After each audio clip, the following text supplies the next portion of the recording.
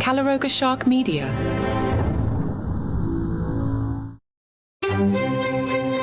Hello and welcome to Palace Intrigue. I am your host, Mark Francis. We will continue to update the mysteries surrounding William and Kate as news becomes available via bonus episodes.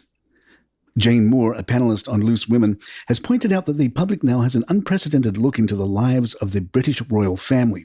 In her column for The Sun, she remarked, "The monarchy and celebrity status have grown more intertwined since we lost the never complain, never explain Queen Elizabeth II.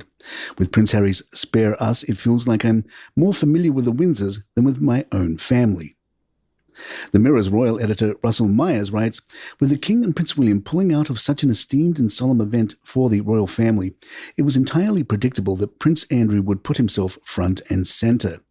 Despite being the most senior royal present at King Constantine's memorial on Tuesday, Camilla in no way would have wanted her attendance, or lack of her husband's for that matter, to overshadow proceedings, taking a side door to the chapel in the process. Yet Andrew was happy to be pictured grinning and smiling on his way to church in full view of the world's media. Meyer suggests perhaps he would do well to take a leaf out of Queen Camilla's book." The Mirror quotes a victim of Jeffrey Epstein as saying, "Anyone looking at those images would think Andrew had not done a damn thing wrong. His Cheshire cat-like grin is galling. For years we held on to the belief that we wouldn't have to suffer this prince. It is shameful." Body language expert Judy James thought Andrew was on a power play in Prince William's absence. She told The Mirror, "Walking in the front line with Anne's husband, Tim, Andrew seemed to have placed himself in the role of royal sheepdog, walking ahead and slightly to the side while glancing back to check everyone is keeping up and herded into the church.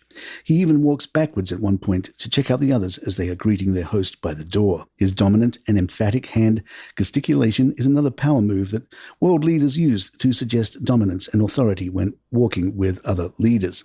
This sense of signalled authority is only emphasised when Andrew is seen chatting to the clergyman in full regalia who is hosting them, standing up close and personal and actually holding the man by the upper arm.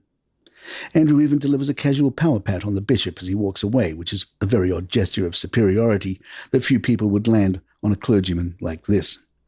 It's Andrew's wide, mirthless grin that is the most haunting gesture here, though.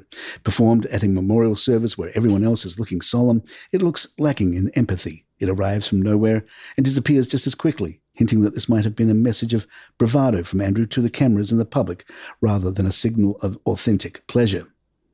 Anti-monarchist organisation Republic's CEO Graham Smith commented on social media, "Prince Andrew back at an official engagement rather than visiting a police station. The Greek family who invited him obviously have no qualms about inviting a man facing such serious accusations, and for the record, they haven't been a royal family since 1973. Sarah Hewson, the royal editor for Talk TV, commented, "Andrew's return to being an active royal is not going to happen.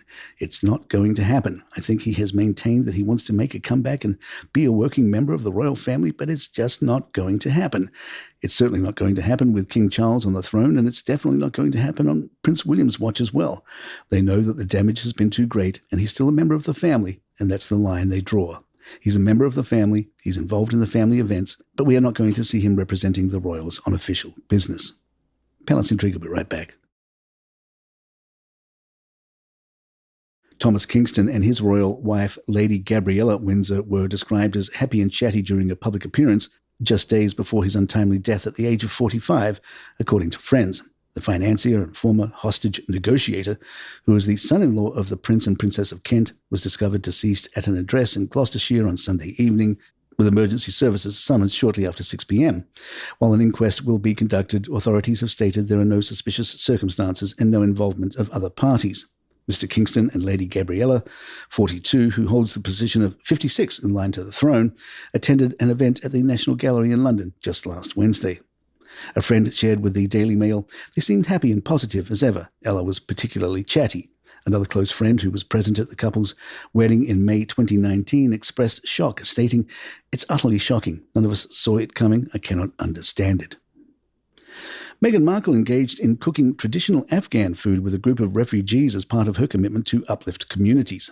A recently released video on the Sussex website showcased Meghan donning an apron and collaborating with 15 women who resettled in the US after fleeing Afghanistan. The Southern California Welcome Project, an initiative established by Meghan in 2023 through the Sussex's charitable organisation, the Archibald Foundation, was highlighted in the short clip. The footage portrayed the 42-year-old's compassionate demeanour as she connected with the women. Earlier this month, it was disclosed that Meghan participated in an evening of cooking and storytelling with the Southern California Welcome Project. In the video, which was shared on their website, Meghan appeared joyful and at ease while preparing traditional Afghan dumplings such as ashak and mantu during the session. Royal reporter Valentine Lowe, speaking to The Sun, remarked, "Harry's unhappiness had been building up for some time even before Meghan showed up. If it had been spotted earlier, it could have been done so much more amicably, thereby averting the pain that ensued had the signs been acknowledged earlier by the royals." Filling the Kate News void today are Prince Edward and Sophie, who enjoyed a skiing holiday with friends at the prestigious St. Moritz Resort in Switzerland. Their journey to Switzerland was in grand style aboard a £42 million Dassault Falcon 7X jet, equipped with luxury amenities including convertible beds, high-speed internet, and a Blu-ray entertainment system. Imagine the reaction if Harry and Meghan did that. Upon landing, they proceeded to St. Moritz in black Range Rovers. The Duchess, a frequent visitor to St. Moritz, was seen skillfully skiing in an athletic outfit, while Prince Edward also displayed his wonderful natural skiing ability. And there you have it. If you'd like to email us, our address is thepalaceintrigue@gmail.com. Please follow us on Spotify, Apple, or your app of choice, especially if you want to get breaking news updates. And if you love the show, please leave us a review of 5 stars. I'm Mark Francis. My thanks to John McDermott. This is Palace Intrigue, and good times.